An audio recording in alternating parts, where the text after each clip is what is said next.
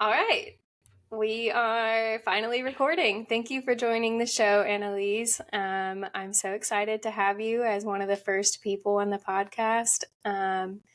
We'll just see how it goes. And if you don't mind starting off, just tell me a little bit about yourself, what your life was like before the military, why you joined, and what you're doing now. Well, I was born and raised in Puerto Rico, so that was pretty awesome. I got to play, out in the forest and everything because I grew up in the San Aldo Island. And my uncle served in the Army for 24 years. But the first time, and probably the only time that I saw him until I was 15, was when I was 3. For some reason, I don't know, his memories were just so vivid in my mind. Like I could remember him like polishing his boots and ironing his uniform, even though he wasn't supposed to be on vacation. And when I was 5, like he would send me like cassettes and stuff for workouts and everything, PT drills, and I would do the exercises and stuff. And I joined when I was 21, but I just wanted to leave before I was 18. Even though I had fun, growing up in, just around nature. Like, many of us just grow up in really difficult households and we just want to leave. We need to leave and start somewhere new where just makes things a little bit better for us, and maybe we can grow and move on in a different type of environment. So that's what I did when I was 21, because I wasn't allowed to join when I was 18. We get that respect for our parents and everything. And it was one of the best decisions of my life. Yeah. Definitely. Awesome. And what branch did you end up joining? I joined the Army. Okay. And what year was that, if you don't mind? I joined in 2003. So I joined when the conflict was pretty heavy. Mm-hmm. I was told that I was pretty crazy because I was going during that time. And I didn't care. I just wanted to serve, and I wanted this is something that I wanted to do since being a little kid. And I needed to leave. So I joined what it is today, 25 Bravo. At the time was a 74 Bravo, which is computer operator and maintainers, basically like troubleshooters. And then after a while, I went to Germany for a little while, got out of the military over there for about 2-3 years because I had a son, and my husband and I were both in the military at the time. And then when I got back to the United States, I rejoined again in the National Guard, which I kind of like liked and hated at the same time. Yeah. It was very different from the Army. The structure was very different.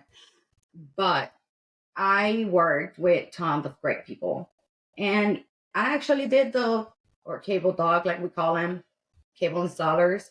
So we deal with wiring and networking and making sure basically that everybody was connected. So that was interesting. And then after that, I decided to go back into active duty again. So in 2008, I went back into active duty as a paralegal. Does that mean you were a commissioned officer? No. We just enlisted people that help the officers, the attorneys, with basically all the paperwork that it needs to be done in different areas. Like being a paralegal in the Army is very, like probably in the military, is very difficult because we are moved from one area to the other, and you're never going to know everything that it is about that specific area. Like you have criminal, you have defense, you have legal services to help out people and everything. It's a lot of information, but it is fun. I'm sure everyone expects you. Yes, it's very political. Mm-hmm. Very political. And some of us that transition from one MOS to the other have a really hard time with that, because Mm-hmm. some other MOS are like more, laid back and everything, and language is different. So now you're in a place where you gotta watch what you're saying, you gotta watch how you act, you gotta watch the things that you do, because you cannot make a mistake, not even in your civilian life, because it will cost your career. One strike, you're out, basically. Mm-hmm.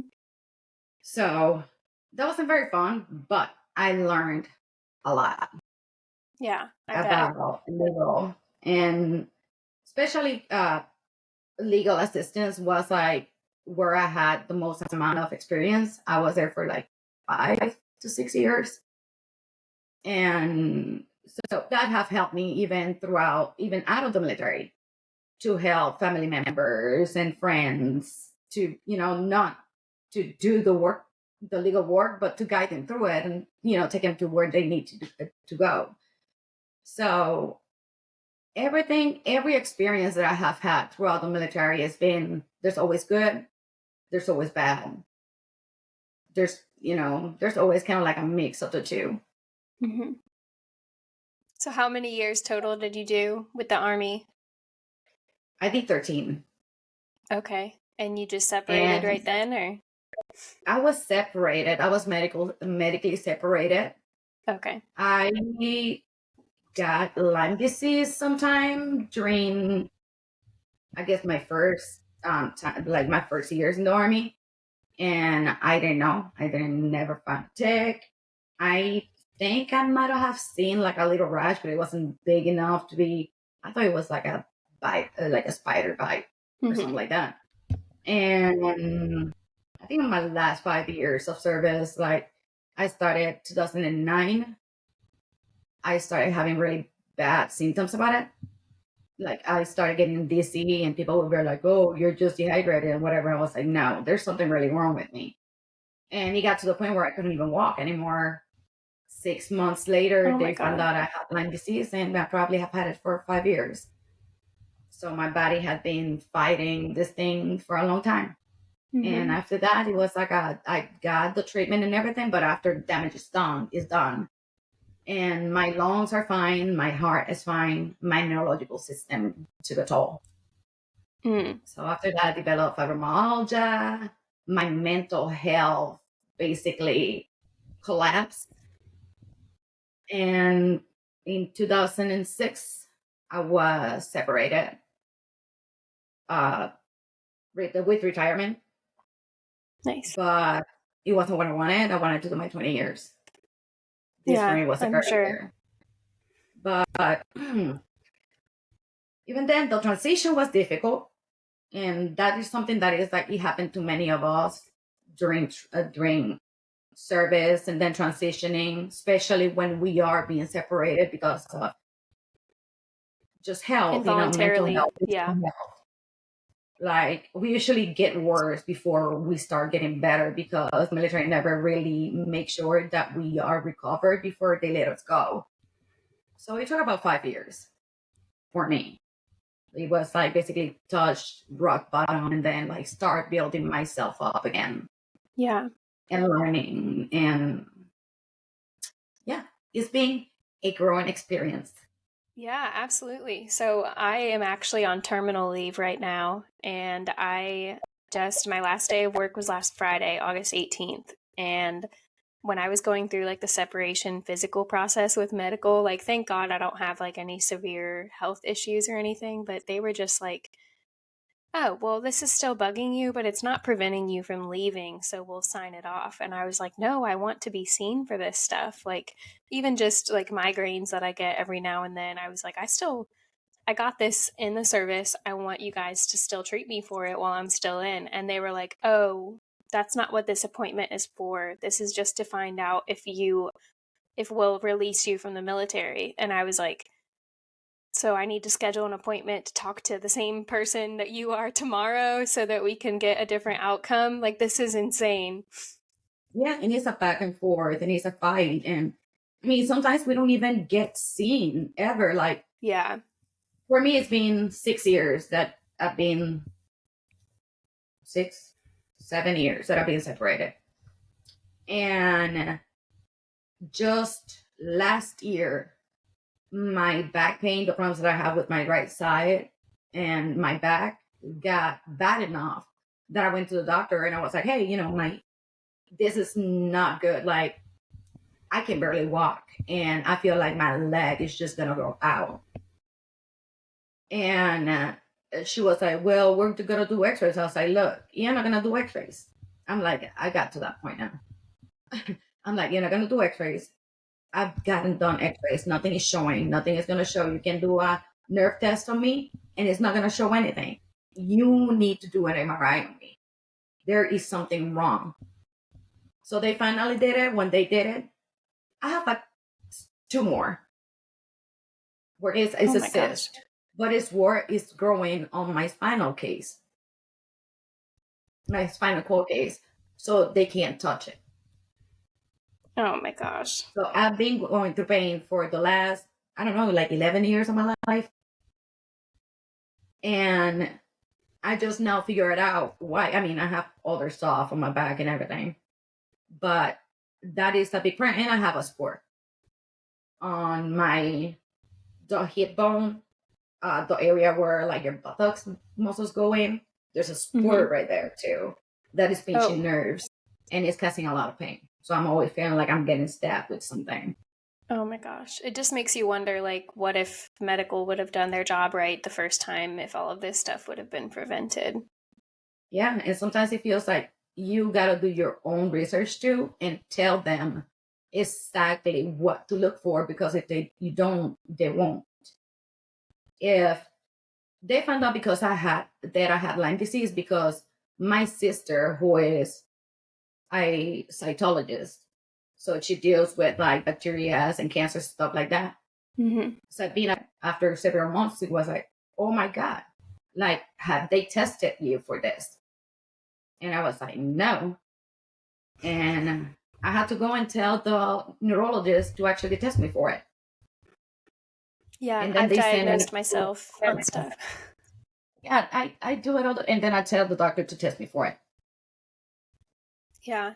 I think maybe 3 years ago when I had problems with I was in the Navy, and so we call our medical enlisted corpsmen, and when the corpsmen were just like not helping me the way that I knew I needed help, I had to remind myself that like they are just another sailor trying to get through their workday and just make it every day. Like most of them probably don't have a passion for helping people, and sadly, some of the doctors too that are active duty, they just want to get through their 8 hours and not get in They trouble. just want to send me back to work. It's like, okay, you're just being a whip. Like, just go back to work. Like, I had a Yeah. doctor call me a junkie, and yeah, and a Oh my liar. gosh. Yeah, I'm like going through all this pain and everything. I haven't been. I had the fibromyalgia symptoms and the pain, but I wasn't diagnosed yet, and I was fighting. Like, everybody was telling me that I was crazy because it was 2009, and this is a new illness that a lot of people don't know about. And they think that you're making it up and it is your mental health doing it, or you just want some opioids. And I was in that office for 2 hours arguing with him, and I ended up telling him, like, look, you are a physician assistant, you are not a doctor. You got to send me to a rheumatologist. I am not asking you for medication. I want to know what's wrong with me.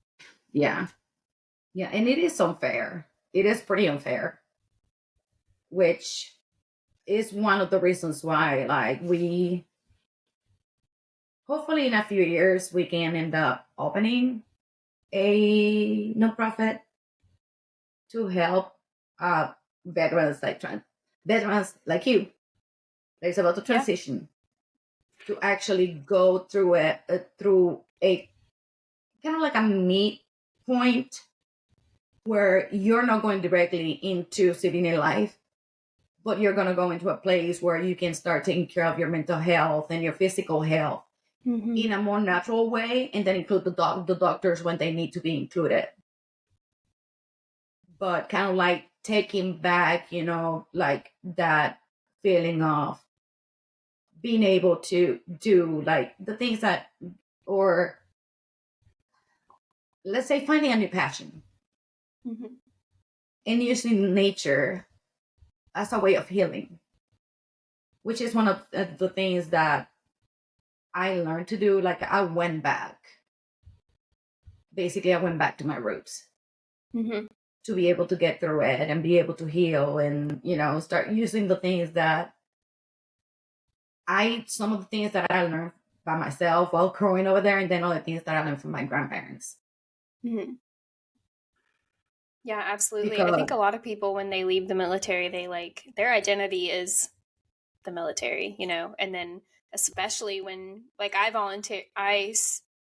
voluntarily separated because I had another passion that I discovered, and so I'm like okay because I know who I am outside of the Navy. But some people like they live and breathe the military and they actually love it, and when their time is up, they don't know what to do with themselves. And I think like a lot of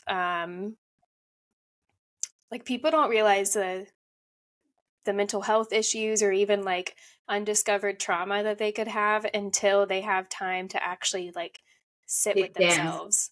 Yeah, because you are so go go go in the military, especially once you get up into senior leadership. You are so worried about everyone else, and then once you finally like have literally just a quiet moment by yourself, it all just comes crashing down. And like I went to do they call it TAPS in the Army, like the class that you have to take before you separate?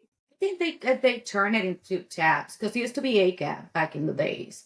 Okay, But they but were making a lot of changes when I was leaving. okay, but there's a class that you have to take before you separate, Yeah, regardless it's of like like if you're there's retiring. stats and whatever. And How it's to not start enough. your VA claim. No, and I did mine 18 months out because I was just so ready and I wanted to know all the information. But by the time you can't do your paperwork until 6 months out at the earliest. And once that time came, I was like, oh my God, I forgot all of this information. Like, how do I do a VA claim again? And then as like time is going on, I'm like, man, I really could have used a refresher on this class. But the wait list is 4 months. Like, I just, I don't have the right answers, but I do wish that we could do better with, you And know, even the classes, I don't think it's still enough though. Because if you are already going through mental health problems and you mm-hmm, have a leadership that is not supportive mm-hmm, and is more abusive than anything else, which happens to a lot of service members, a class like that is really not going to help that much unless you actually take care of a little bit more of the mental health. yeah, And even then, we get a job. I mean, I went to culinary school. Like I can throw down in the kitchen. I can't work in the kitchen anymore. oh yeah, You know, and I separate. Like I was working, well, being in the at the Wonder Warriors mm-hmm, unit, and when I got out, I worked for like maybe like 4 months, and my body just crashed. That yeah, was it, and I couldn't work like that anymore. So I think like losing the ability to use your body sometimes too, like it hurts a lot.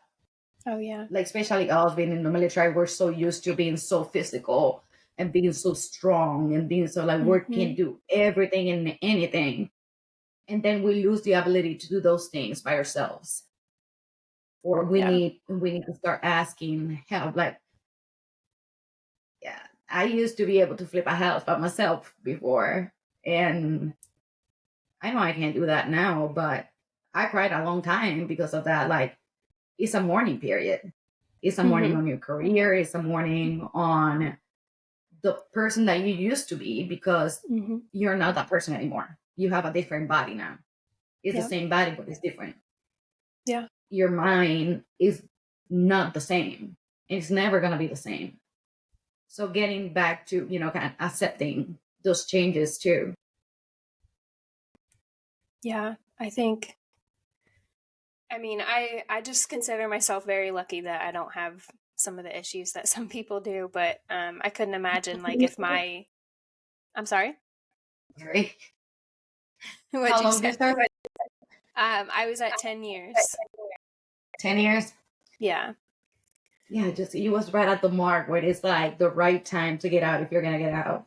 Yeah, I think so. And I joined at 18, so I'm 28. I'm not married. I don't have kids, so I'm able to get You're out free. You pretty can do whatever clean. you want. Thank you. Um, but yeah, I kind of just told myself like I can do another 10 years and be pretty miserable because I picked up a rank very quickly, and Mm-hmm. last year I got promoted to E7, and it was just this constant like grind. And in 2020, being a senior leader during the pandemic was the hardest thing I've ever done in my life, and I was in charge of a crew of about 45 people, and it just, oh my gosh, I never thought I had mental health issues until the pandemic happened, and it was just constant beat down. And I survived it, but geez, I would never wish that on someone.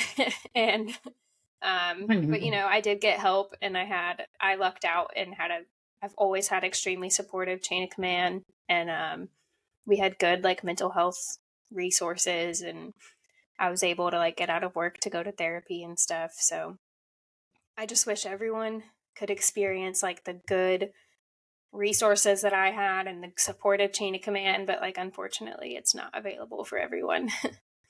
No, it depends where you go. Yeah. You know, even stations, city stations, and in leadership, I am the same way. You have an amazing leadership right now, and then a year later, the leadership change, and now it's horrible, and you just want to get out of there. Yeah. So, and life is in the same way. I hear so many people saying all the time, "Well, it's just like, why can't I just be happy?" And I was like, "Well, we can't be happy. It's just life is not about being happy all the time because no one can be happy. There's it all the time. There's good things that happen and there's bad things that happen. One will balance the other. Yeah. But And it's all the about your difference disposition too. is, yeah, like how we manage it, how we go Mm-hmm. through it, how we see it. Like I deal with pretty hardcore mental health stuff. And there's days that is good, there's days that are bad, sometimes it's a couple months, Mm-hmm. but it doesn't matter. That's still good. Yeah. Everything passes. And Yeah. Just taking it a I day at a think, time. yeah, we forget.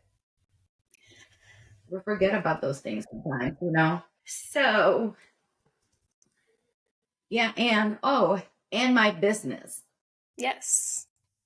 So, when I left the military, I stayed in Tennessee for a couple of years.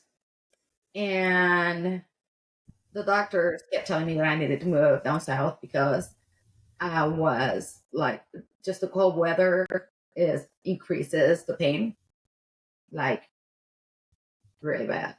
Mm-hmm. So in 2008, I decided to move to Florida. I was in a bad relationship, pretty violent relationship. But he's gone and he went to jail. Good. I became a very strong woman because of it. Heck yeah. That's awesome. Yep.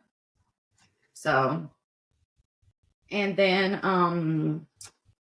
after that, I met my amazing husband now. And for a while, we were like meeting the people and whatever. And we met a bunch of veterans and a group where they just like focus on like using natural elements to be able to kind of like get better, either Mm-hmm. cannabis or they're using mushrooms, they're using herbs, essential oils, whatever. And I was in really bad pain and nothing was actually hurting. Like nothing was working Yeah. whatsoever. And I just started trying using different things, like different formulas and whatever. So I like started reading a lot, doing a lot of research. Being a paralegal, that's a thing for me. I love researching different things. And so I talked to them and I said that we're like, they use like the flowers, but they don't use any other part of the plant. But the plants have great value when it comes to, they still have cannabinoids, they still have terpenes, they still have a lot of nutrients. And they started sending me some of their scraps, the things that they were gonna throw away, like the roots, the stems, the leaves. And I started making infusions and started trying different essential oils and different combinations with different other type of oils to see how well I could actually control my pain topically, because I don't like taking medications whatsoever. So after like a year and a half of like trying a bunch of different stuff, I was able to come up with this freaking amazing cream. Yeah, I was looking at your website before this. I was excited to hear about it. It's like, I mean, it's I know it changed my life. And my husband was a total like he just skeptical, like he didn't believe in it or anything like that. And one day I sit him down and I rub him up and he was like, oh my God, like it actually helps. Yeah. It took nothing right away. So after I tried with my dad. No, my dad didn't want to try it because he said he's another one that wasn't in that boat of skeptics. Like he just tried it like 3 or 4 months ago and told me that it was good because he won't give you an actual, like he will tell you that you did great or nothing. Yeah. That's my dad. He will tell you that it was good. But I started sending a ton of them to different veterans in the group and some other veterans that were my friends in other areas and different people around here. And my husband and I started getting all of this feedback back, letting us know that the creams work, that they were able to do all these things, that they were able to move, that they were able to walk without a cane or without a walker. We had a couple people that like told us like, hey, like I'm using it for migraines. It's actually helping me with the migraines. Like it takes them away and like faster than the pills. People that had eczema and psoriasis, and they will send messages back like my eczema is clearing up, like my skin feels better. Psoriasis, like my, like it doesn't hurt. It's like curing up too. Like I don't have the bruises, like if somebody was, beating me.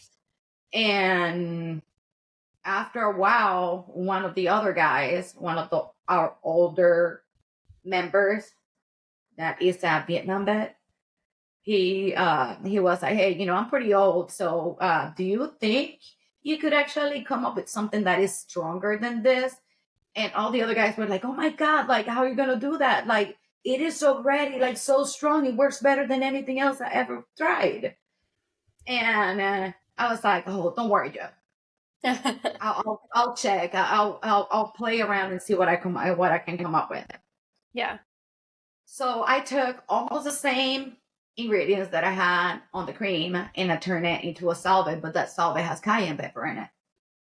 Oh boy. So the cayenne pepper opens the pores, help the blood circulation start flowing, which helps your essential oils to go deeper into your skin and faster.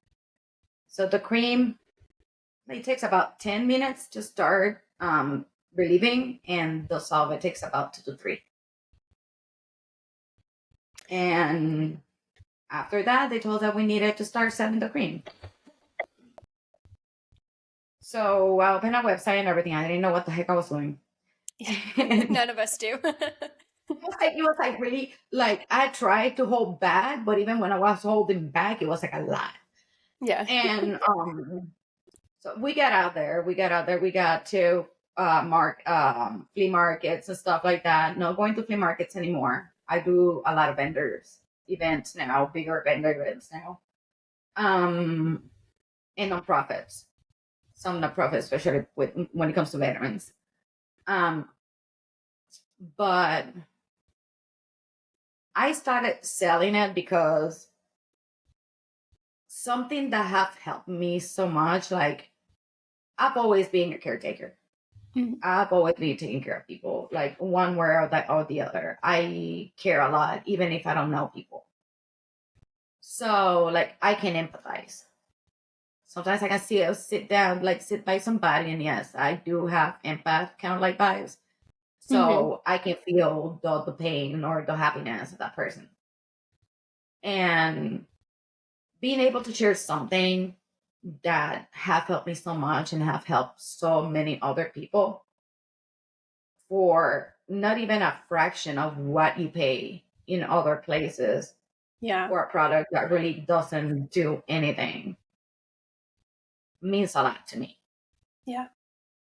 Because I'm getting so this is what I did it, okay?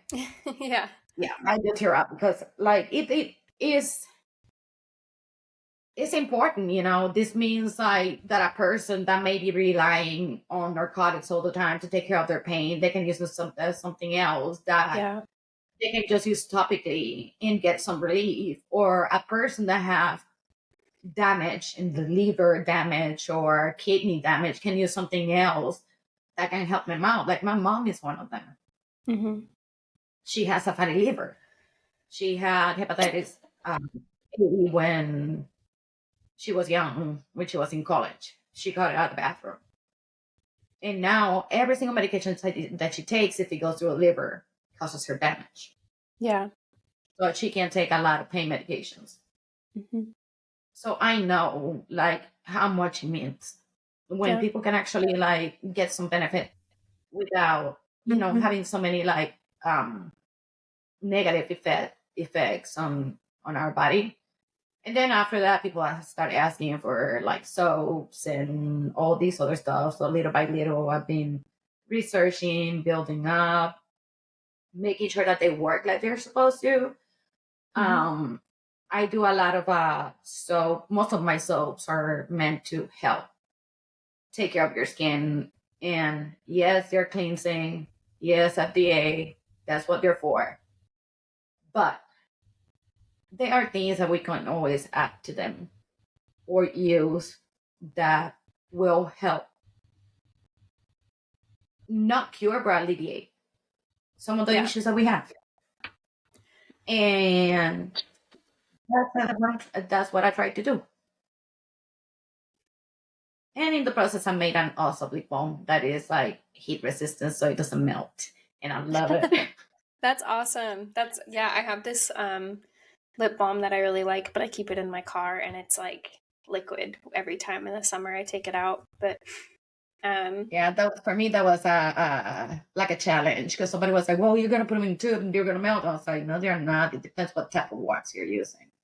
Yeah, no, that's awesome. So, we have a salve that we use at home, and we put it on like sunscreens, not sunscreens. I'm sorry, sunburns, and I have psoriasis sometimes, and I'll put it on there. Or if I have like really dry skin on my face, I'll put it on, and it really helps. And I just wish more people knew like there's better options than taking drugs, for lack of a better word. Like, do you think that like, did you have to do anything special to like these older men that didn't want to take your product because they thought it was like, I don't know, I feel like there's a stigma around like natural ingredients.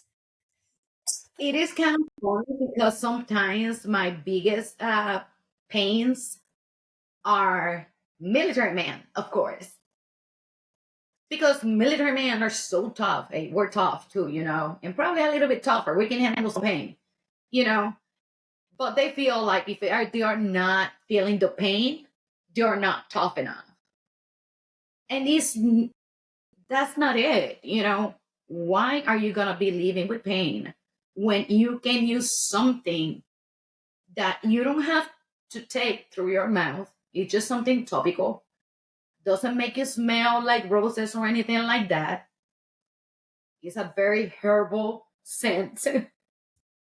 Yeah. And it makes you feel better. Like, don't we all like to just being able to move without just a little bit of pain in Yeah. our bodies, just a little bit, you Is there know? anything like special you Oh, had to, or what was like, what finally convinced these like old guys that didn't believe in it to actually take it? I sometimes like they have problems with their hands. So I ask him, like, hey, like, I saw that you was like kind of like clenching, like doing fists with your hands. Like, is your hand hurting? He's like, oh, yeah, my hand's hurting. It's like, would you mind if I actually like applied some of the cream on your skin? And, or you can have, you can take one and, take some and apply it and see if how it works, let me know. And we just, we get involved like chatting sometimes, especially like if my husband is there. And after a few minutes, you're like, oh my God, like it feels so much better. Yeah. Like it actually works. And that's what we do a lot. That's why we do the vendor events. Because, sometimes you see a cream online, they'll tell you that you will do this and this and that and blah, blah, blah, blah, blah. But you really don't know. And you don't even know if the people that are writing those reviews are real or not, or if somebody paid them or Right. not, because that's in the era where we are now. People pay for reviews. So I go to the vendor events, and most of the time I'll have one jar that is open just for that purpose, and a couple little spoons, and people can go and grab the cream and they can, try it on all the solve. And many times a lot of people buy. Yeah. Like those creams are actually my biggest. Like I'll sell more of the cream and the solvents than even the soaps and other stuff. hmm Does your like the soap, and I think I saw you have shampoo and conditioner too. Yeah. And Does curl that all creams. have like the healing ingredients too? Yes, I formulate every single one to make sure that it have like I make my own blends, but then the blends are picked, the essential oils are picked so that they do certain things to hmm the hair. And it's like everything is how do I explain it? I have like a kind of like a very like scientific brain. Yeah.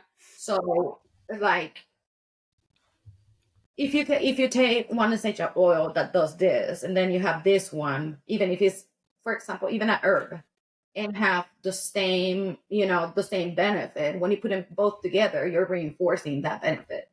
hmm So you're using that full amount that you're allowed from this one, but then you're using that full amount that you're using from this one. Now you're having a stronger benefit Yeah. of what it was going to give you.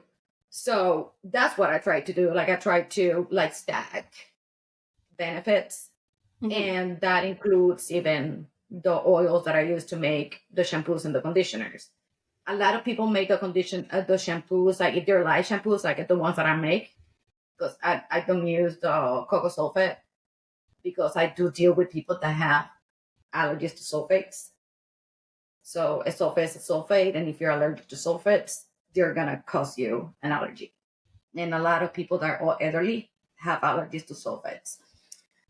So a lot of the light shampoos that I've seen around are very drying.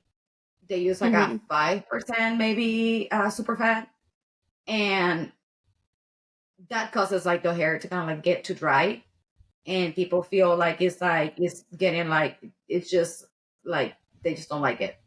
It just doesn't Yeah. feel good, and at the same time you're really damaging your hair. You're stripping too much oils out of your head.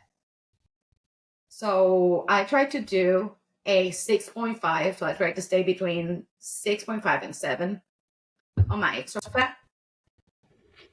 And that gives me a more moisturizing on the shampoo. And at the same time, I add the essential oils that help balance our oil production. So Okay. Yeah. if you're like develop too much, if you have oily hair, it will help you kind of like keep it at a more balanced time. Where like if you have to take a like wash your hair, sorry, every day, now you can just do it every 3 days or every 4 days. So Because it your helps skull retain the start, oil. yeah, exactly, and it helps your skull become healthier too. Mm-hmm. And then uh, the ones that have like super dry hair, then they're back down to where they can actually start washing their hair like every 4 to 5 days instead of every 10 days, which Mm-hmm. is the case of one of my friends, which is amazing. Um, I add a certain amount of citric acid at the end, just so it doesn't completely dissolve, Mm-hmm. to help with the pH in it. And then the um, conditioner bars are done in the same way.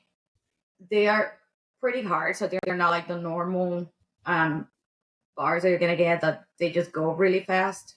Mm-hmm. They last a little bit longer, usually like double the time than my shampoos do.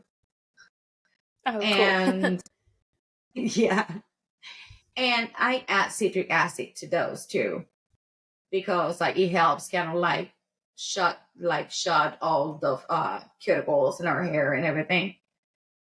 But at the end of it, I have curly hair. I've always had super frizzy hair. Mm-hmm. It was horrible, and it was like that big when I used to use regular shampoos. Now I can actually wash my hair, leave it natural. I can brush it, and my hair just stays down completely. Nice. It doesn't go all over the place anymore. Mm. And then the core creams are made in the same way. So, like, you can see my hair is so pretty. Mm-hmm. It looks great. I love my core creams because they're light. They're like I can touch my hair. I can pass my hands through my hair, and it doesn't look Mm-hmm. bad afterwards. It's not crunchy. It's not heavy. Yeah. So most of the people that have finally tried my core creams, like these girls just love it too. Yeah, I think it's amazing how like I know it sounds dramatic, but it's like life-changing when you can find like products that work for you and make you feel good and that aren't ridiculously expensive. Yeah, and I'm still trying to like find a way to lower the price and stuff like that in my on Mm-hmm. my website because I ingredients are so expensive now, and since I'm just starting, like it's really hard to invest in super like in bulks. Mm-hmm. Like I can't spend $700 on a drum of oils right now, like Yeah. other people do. Who did you learn all of this from? Like your friends and that you met in Florida, or like how did you learn how to like put these concoctions together? I think that comes from my cooking background, maybe. Mhm. I'm just I'm truthful. Like I learned to cook when I was 8 years old. Uh-huh.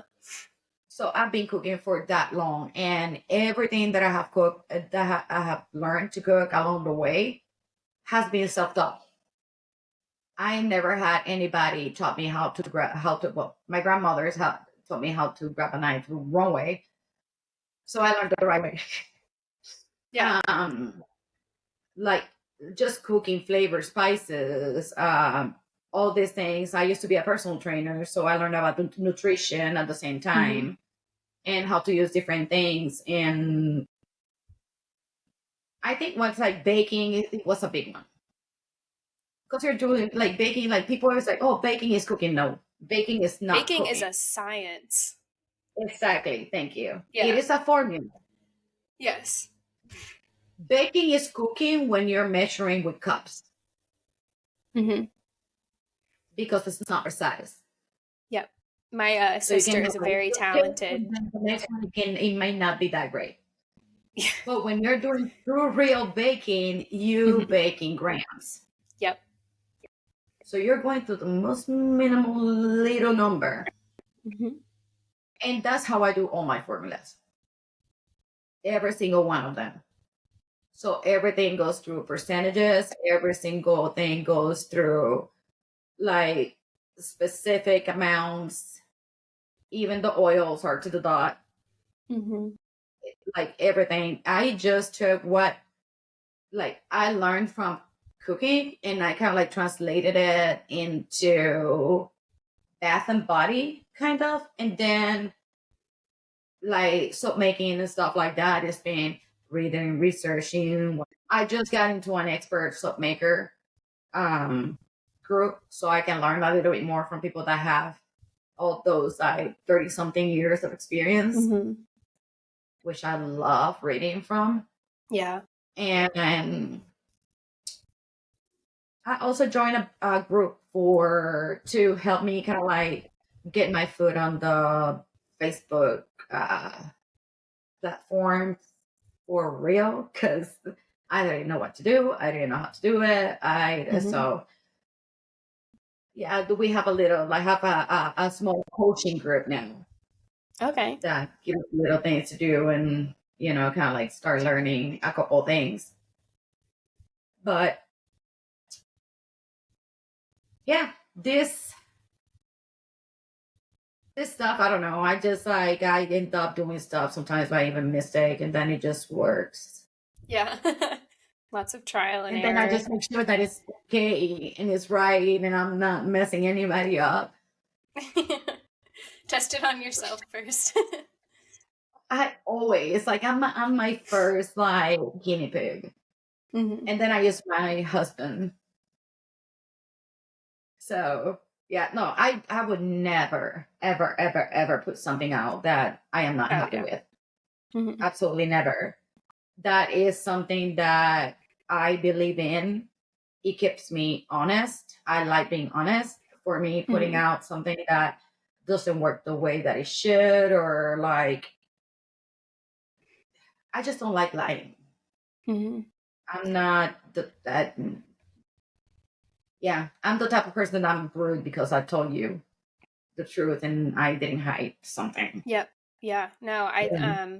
one of the biggest lessons I learned in like business is that if you like truly believe what you're selling and like the service that you offer, it shows 10 times through, and you can just actually believing in what you're providing and being honest, and like I would pay the same price that I charge for what I offer, and I'm sure you would too, and I truly believe in the service I give, and um it's obvious that you do too. So, and people see that, and the difference between someone that is, selling just to make a quick buck, and then someone that's actually passionate about what they do. And you're never going to get tired of it either.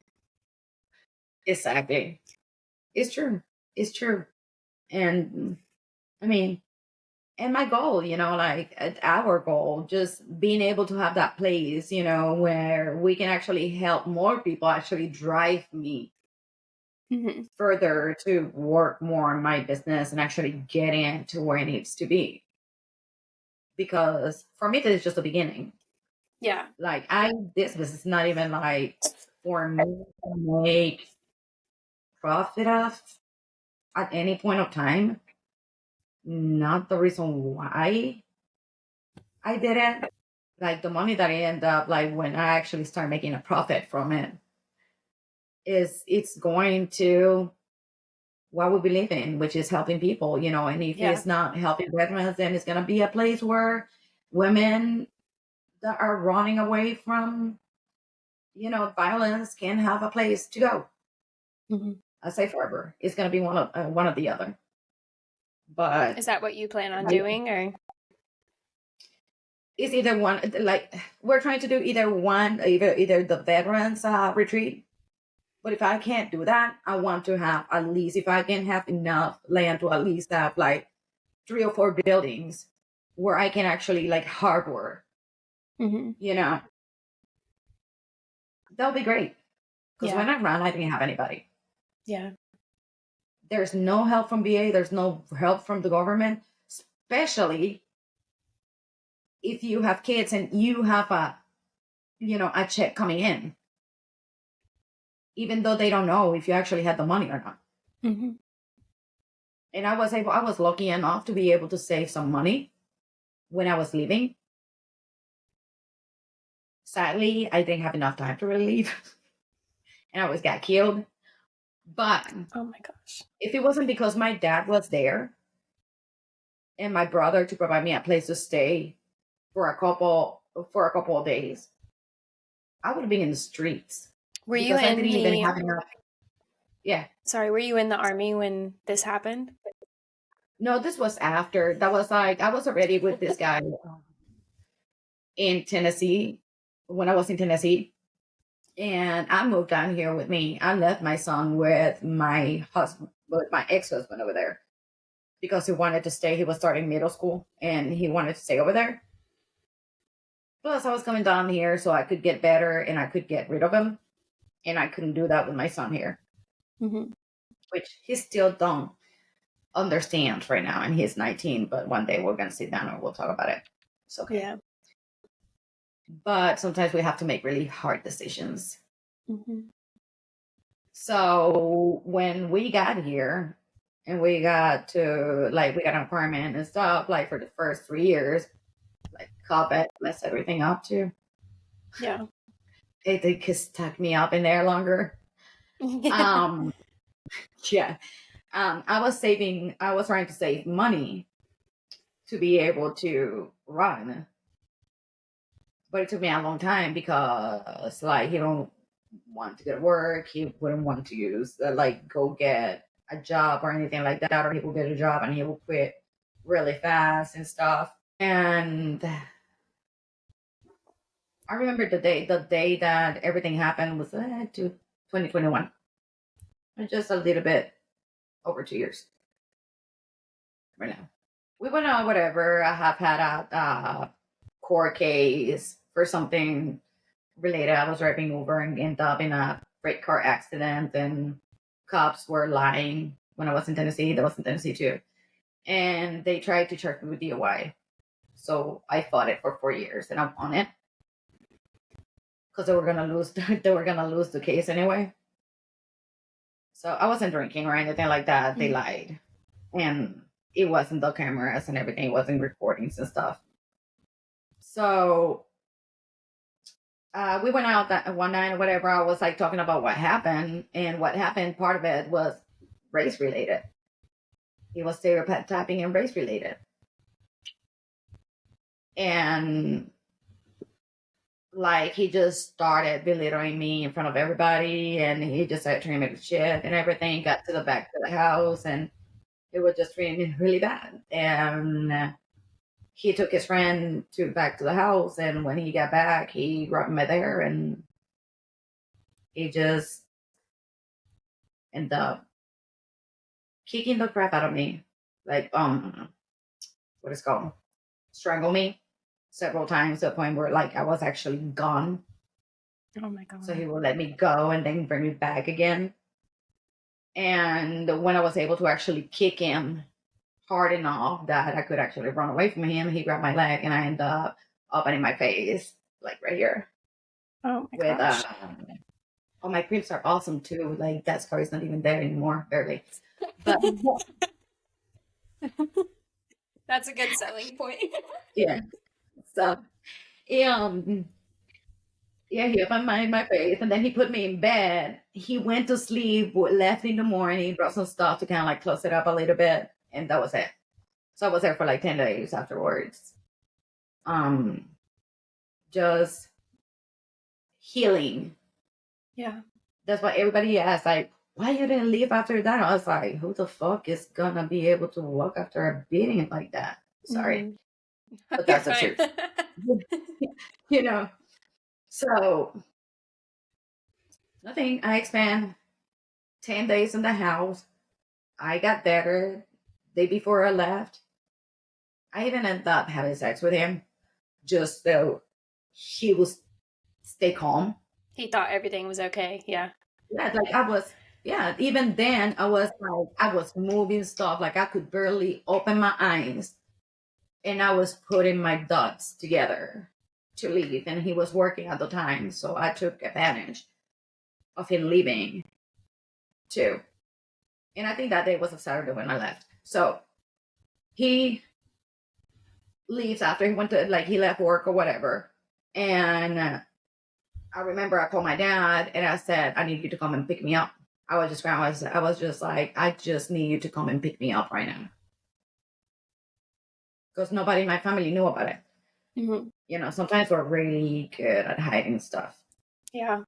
And maybe because we're ashamed of being a strong person and somebody taking advantage of our weakness at some point and getting into our life, which is what happened to me. That is not something to be ashamed of. No, not at all. But yeah. At night, my dad got there at 11 at night. I got in the like the cop was already there because I called the cops that day. I put in my police report, left with my dad. A couple hours later, the cop called me. She said that she had been waiting for him right there because he had my car. And I mean, he had my car, and she arrested him. And then next Monday, I went and put in a protection order against him, and I started working with the DA. And I made sure that I let the DA know that I was gonna do this. It didn't matter how much it hurt or how it's gonna be. I called the VA and I told them that I needed victim trauma therapy. So I went through intensive trauma therapy for about 8 months because I did not want to stay like that. I refused to No, give that's him amazing. that power. I refused it. So I just wanted to move on. And I met my husband during that time, but I was like almost finished with my time of therapy. But I went through one-on-one therapy, and then I was in three different therapy groups. Mm-hmm. And it helped me because a year later, I actually had my day in court. And he took a plea. He never apologized. And they tried to convince me to basically like ask for a misdemeanor. And his attorney called me a victim. And I stopped him. And I told him that I wasn't a victim, that I was a survivor. And then I told him that he deserved to be a felon to go to jail. That he's never had a felony for domestic because no other woman ever had the strength to stand up in court and make sure that he paid for it. But I was not gonna do that. I was gonna make sure that no other woman went through what I went through. So that was one of the most empowering days of my life. Oh, I bet. Because I had already gotten part of my power back, and it just felt so good. It just felt good to be able to just like get it, all of it back. Mm-hmm. All of it. You know? No, and props to you being able to just basically look them dead in the eyes and tell them like, no, it's all your fault. Like, I'm not the victim here. That's amazing. Yeah, the judge basically told him that he deserved to be a felon. Like, he didn't even see any type of like guilt or, feeling bad or anything like that. I mean, he is a straight up narcissist.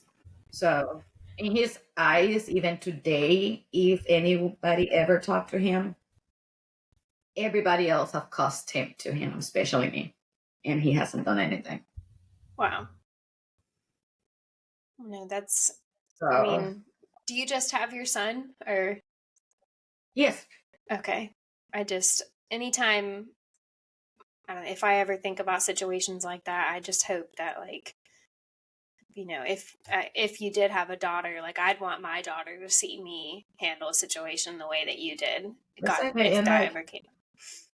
it's difficult because like even I have gotten my ex-husband and like pulling my son away from me. He took it more like me not communicating sometimes and stuff like that, between mental health, and being, verbally and physically abused, take a toll on you. So Oh yeah. I would spend months without calling sometimes because I'm not the type of person that comes easy to fake Mm-hmm. and like swallow emotions and stuff like that. And like, who the heck wants their child to hear their mom even being sad? Like, you don't have to be crying on the phone. It's not like they don't Yeah. feel it, you know? But then at the same time, then you get the, well, like, I felt like you just invented me. Mm-hmm.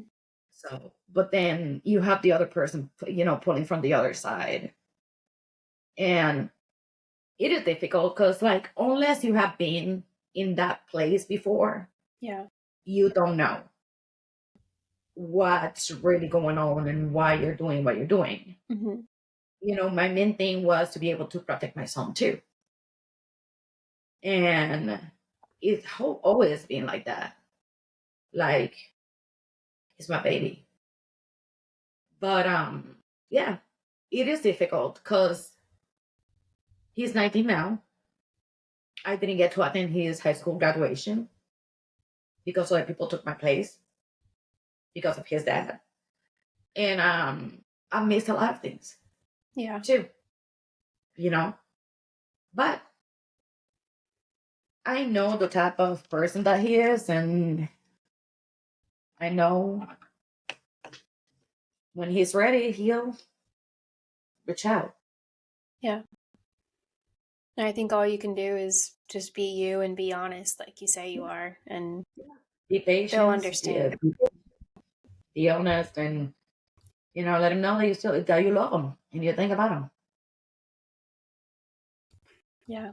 That's, I know a few people that have similar situations to you, and it always, the the kid will understand eventually. Maybe not like today, but as long as Mhm. you're Yeah, um honest with what's going on as they grow up, they'll definitely. understand for sure. Yeah, Oh, well, and thank you that's for something that sharing my that. son knows. Like he doesn't. He knows that I'm one of the most honest people out Mm-hmm. there. Like I can tell when people is like lying to me, and it eats me up inside. Yeah. Because I'd rather hear a hard truth than a lie, Yeah. or somebody I'm meeting something. Like it won't be the one who decides like how I feel about it. Mm-hmm. But yeah, like women out there, and even men go through physical and Mm-hmm. physical abuse, and I think sometimes even more than women. They just don't talk about it. Yep. Or they don't You know, recognize that it's abuse too. it's exactly because it's always been shown like a man hitting a woman is abuse, but a woman hitting a man is not abuse, Right. or it's not that bad, or people just like make it less, Mm-hmm. and it's not. It's not. You know, they should never feel ashamed, No. and they should I always think, know that there's always a way out. yeah, I think the stigma around that is changing slowly, but it's definitely, people are talking about it more, and that's a positive to social media, is that people are knowing that there's like so much help out there, and you can be strong and get out of a bad situation regardless of who you are. Yeah, and being in the bad situation doesn't make you weak. No, You not know, at all. sometimes we have gone through like through all this crap in our lives, trauma and everything. That sometimes like it just make us vulnerable. Mm-hmm. to just being, to be a prey, because that's it. Predators and preys, when we become vulnerable sometimes, we become prey. And if we never been around them, we don't know Yeah. how to react or how to handle it or nothing like that. I've never been around somebody that was like, that did that was physically abusive. It wasn't something that I saw with my parents. With it was a lot verbal abuse, Mm-hmm. emotional abuse, but it wasn't like, or my mom and my dad like fist fighting or nothing like that. So when everything started happening to me, like I didn't know what to do. Yeah. And being the person that I am, like I thought that I could help, because like you can help people and change people. Well, Yeah. narcissists don't change, and sadly, like abusers don't change. Yeah. And if What, they're gonna change, they need to do it by themselves. yeah, exactly. You're not going to be the one to change them Yeah, they ever. don't need to be with anybody or use you as nothing. Mm-hmm. Um, if you could, like, I guess, go back to yourself a few years ago when you like first noticed the signs, is there anything that you wish you could tell yourself, or do you feel just pretty good closure about the situation?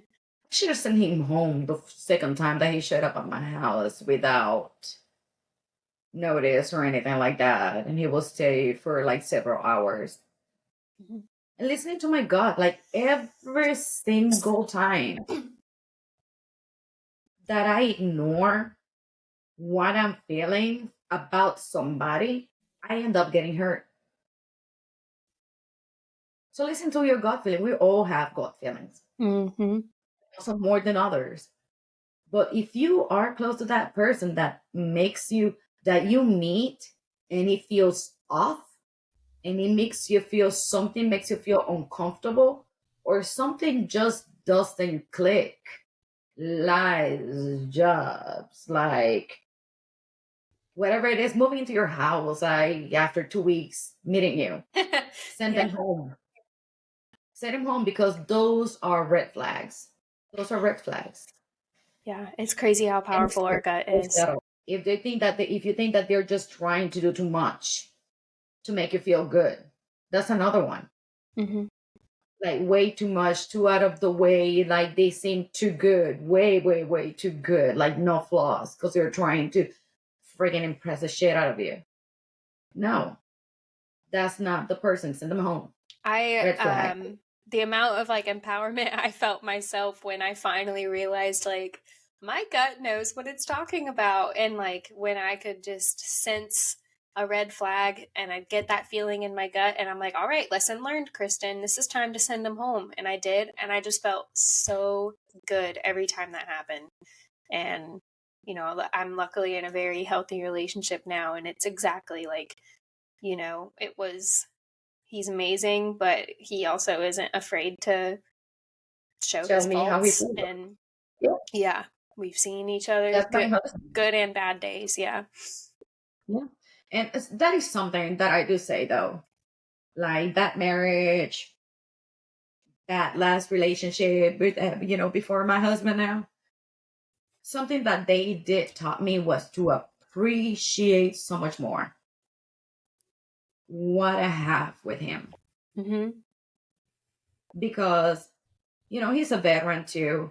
And he's just not your normal type of guy. Mm-hmm. He is loving, caring, and pathetic. Like, and he will, let his guard down Yeah. when he has to. And actually, with me, his guard is down like all the time. Yeah. And I love that and appreciate that for him. And I appreciate the fact that he knows everything. I think actually it was kind of funny because my mom like got really serious like not that long ago, because I told her like, Dennis, my husband, Dennis knows me and knows more about me than anyone that has ever met me or been in my life, Mm-hmm. including my family. because he's been able to peel the layers. Mm-hmm. All those things that I have hidden, that I didn't talk to anybody. Because if I talked to somebody before, like they didn't do nothing about it, so why do we want to talk about our family about it now? Yeah. Or why? There's just so many things, or the judgment. Why am I going to tell this about to my family? When I'm going to be judged, but my Mm-hmm. husband is just amazing, and the support that he has given me, like this man met me when I was still healing from almost being killed by another man. And he took me in, and he basically, I was feeling like I was gonna like fail, or I was feeling weak, like he picked me up, and he literally like carried me through it sometimes. Yeah. Man, Sounds like a good man. yeah, You should bring him on this it's podcast. amazing, it's amazing, like Yeah. this man have gotten me to do and feel things that I've never like done for anyone before, Mm-hmm. or feel for anyone before, because just the respect and the admiration and the love that he shows Yeah. me every day. That's amazing. I And think I mean, it goes both ways, like he gave you this comfortable space to be able to open up, but you were also willing to at the same time. Like, I think yeah, and he it's said, like people he said, forget that that he said that he was in a bad spot too, and I saved his life when we met. that's awesome. So It's crazy if how timing works we out, feel huh? like I got the world. Yeah. That's well, it's so cool that I don't know. I'm very happy for you. I know we just met, but that's so great. I'm happy for you too, because it seems like there's like a similar stories. What'd you say? So similar stories. Yeah, I haven't had any like domestic violence issues or anything, but I've been in some bad relationships, just Yeah, you can have really bad relationships, yeah, just and early still, it 20s and doesn't take dating. away. Hmm. Yeah, it's like he wasn't in a violent relationship, but he was in a pretty much like very emotional, abusive relationship, Yeah. which sometimes is worse. Hmm. Absolutely. Scars heal and they go away and they fade with the pass of time. Hmm. But when we get those emotional injuries, those take longer and they hurt a little bit more too. Yeah, I Actually, think a like lot you more. don't realize that the emotional injuries are happening. They like physical, it's you obviously see it, but you don't notice the damage until way down the line for any type of mental emotional um, injuries. So, and it does, just like I said earlier, you have to like sit down with yourself, and eventually you'll notice those injuries, and then you are like, oh crap, I gotta fix this. That's true. Yeah. That's true. That happens to all of us. Mm-hmm. No, I mean, I guess like for me looking back, I wouldn't change anything the way that like my relationships and stuff have panned out, because it only made me stronger. And especially when I finally was like, I'm gonna stop dealing with these men that aren't ready, or that are just being narcissistic and uh, just not treating me well. Sorry. Oh, you're fine. This thing. And I forgot to take it off. So, I just wrote blank. you're good. I'm just talking about growth and how proud of ourselves we are for coming a long way, it sounds like. Definitely. The thing is, like, something that I always tell my husband is like, we cannot be afraid of pain. Mm-hmm. Everyone is afraid of pain. And yes, pain is horrible. But even when we have traumas, or like somebody have hurt us, we have to go through pain to be able to heal. The only way It's out like is through. any Yeah. other wound. You cannot close a deep wound and just close it close it at the surface Mm-hmm. because it's gonna get infected Mm-hmm. and it's gonna burst after a while, or you're just gonna have to cut something off. Yeah. And emotional wounds are the same way. Mm-hmm. You know, we have to go through the pain Mm-hmm. to be able to heal, and not basically not encase them like sometimes we want to do. And I think I lost you. Here we go. let me see.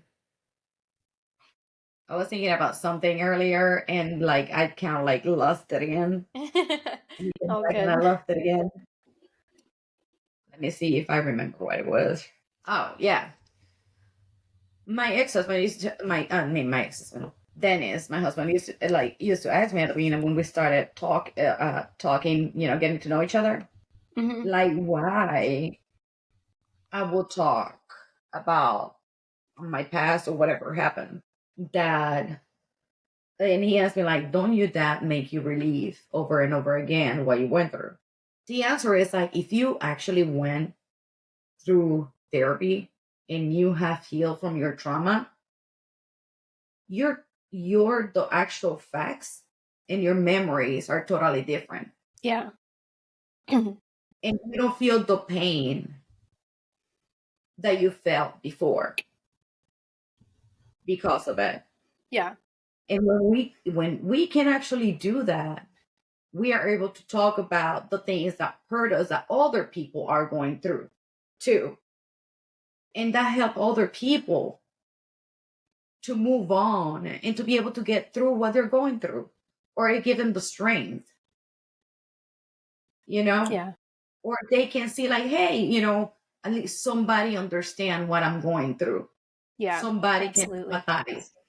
Because when people go through difficult situations in their life and super traumatic situations in their life, we don't talk about it because we feel alone and we feel that we're going to be judged. Mm-hmm.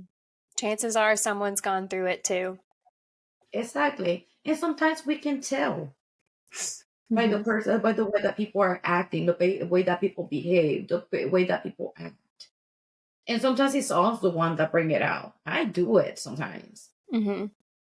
When I'm sensing that somebody have gone through something that I have gone through and they're having a struggle, sometimes I will tell them my story, even if they didn't even say anything about it. Yeah. And the next thing that they tell me is like, thank you so much because I'm going through this right now. Yeah. And it makes me feel better, or like it gives me some strength, Mm-hmm. or at least I don't feel alone. Difficult situations in our life and painful situations in our life do two things. Or we have a choice of doing two things with them. Mm-hmm. We can take them, we can let them hurt us and destroy our life. The other option that we have is to learn from them, allow ourselves to heal from them, and use it for our own benefit and the benefit of others. Yeah. Isn't it like so freeing to just you know you're through it and you're on the other side, and that's just it's like inexplainable how good it feels to reach that point. It's an achievement. It's a Mm-hmm. big achievement. It's like thinking about the biggest achievement that we ever had and multiplying it by like 10. Yeah. And I think after the pandemic, so in 2021, at the end of the year, I thought about like some of my, don't mind my dog in the background. Some of my like greatest achievements from the year was I learned how to set boundaries and preserve my inner peace. And once I just, cut out things that weren't good for me and worked through like issues that I had, it was just the most freeing thing. And I still like, I don't recognize, but I am so proud of like just the growth that I've had through, just struggling for a little bit. But oh yeah. Oh, trust me, if I would go back 2 years, maybe 3, and look back at the woman back then, mm-hmm. and I see myself now. It's a different girl. Oh yeah, Yeah. such a different one. That's Such a awesome. different one. Yeah, I just want to sometimes go back like 5 years and give old Kristen a little hug and be like, you won't believe what's coming. Like, life It's is like gonna you're be gonna so make it. You good. feel like Yeah. Like, you're almost there. yeah, it's like you feel like you're not making it right now, but you're gonna make it. Yeah. You'll be okay. Yeah. That's awesome. Well, I have two final questions for to wrap up the episode. I think I'm going to ask these at the end of every episode. We'll see if I stick to it. But so it's a two-part question. What advice would you give to any woman that is going to join the military? And then what advice would you give to any woman that is thinking about starting a business? For any woman that joins the military, I would say don't let anybody tell you that you cannot achieve something because you're a woman. Another one is don't ever allow anyone to make you feel uncomfortable or try to harass you or take advantage just because you are a woman and they are above you. It's not worth it. You're worth more than that. Mm-hmm. Stand up for yourself. The ones that are leaving the military and starting a new business, if you find something that you believe in and you have a passion for, go ahead, jump in it, do it. Do your research, learn about it, but don't be scared. Being scared just hold us back. Mm-hmm. And if you believe in it and you know that that's what you want to do, then you're not losing anything. Yeah. We fail when we don't try. So just try. Just give it a chance. And you can be very successful. Yeah. You'll be Or at amazed least at what happy you with can what do. you're doing. Mm-hmm. Yeah. Or just be happy with what you're doing. Just get out there. Yep. Awesome. Well, I am so happy that you were decided to do this with me. I really appreciate it. Um, but yeah, I guess that wraps up the show if you don't have anything else. Not really. I can give you my whole life though, but that would take like We'll schedule an updated episode with you in a few months. I can't yeah, wait to that'll be see. awesome. Yeah, we'll do a business update and see how many more people have bought your creams and if you've grown Yeah, it's anything. And Tubati Organics, which I just didn't see say the name earlier. yeah. Actually, if you Yeah. want to share your where people Yes. can follow you or your website. Okay. My business is Earth to Body Organics. Organics is not because we have everything organic. It's because we believe in an organic circle. Talking about using nature and going around into our bodies again. And we do use some organic stuff, but I can't afford everything organic right now. So at some point, I Understandable. hope everything is. But that's the reason why it's organic because it is an organ. You Mm-hmm. know, our body and organisms we're using natural things in our products. You can find us at loveetbo.com. That's our website.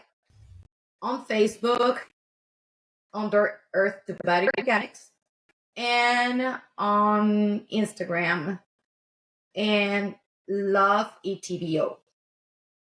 Awesome. And I'll include So all of those links in the show notes as well. yeah, and I don't mind asking questions. They can send messages and stuff, and I'll answer any questions that anyone has. Sometimes I do get like people that ask for specific things or specific essential oils and everything. Mm-hmm. I'll do that too. I am a customer based person. So Yeah. I like to be able to provide different options for customers and kind of like just make them happy. Awesome. Well, I'm so excited. I may get some and try it myself. This is exciting.